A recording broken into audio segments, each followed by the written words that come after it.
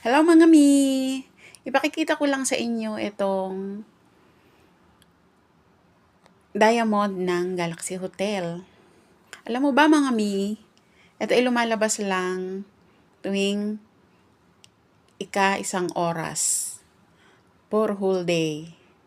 At ito guys ay ang inaabangan ng mga nagpupunta rito sa Galaxy Hotel. Kaya mga mi, ano pang hinihintay nyo? Punta na kayo dito. At ito ay dito sa lobby. Meron ding diamond doon sa loob, blue naman, pero ito yung pinakamalaking diamond na pinapakita nila dito sa side ng south ng lobby nila. Kaya guys, kung kayo pupunta rito ay huwag niyong palalampasin ang ganito. Ang ganitong bawat hotel dito guys ay may mga kanya-kanyang attracting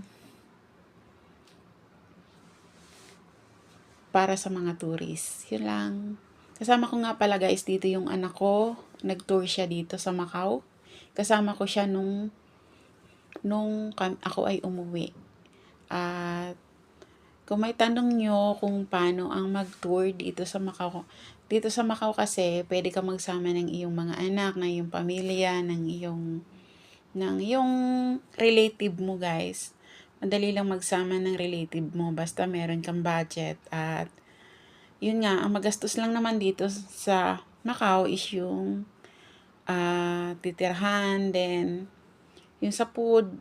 Pero kung meron namang boarding house na malalagyan, okay lang din naman. Or yung iba nagre-rent ng room para sa buong whole family pag pumupunta rito sa Macau.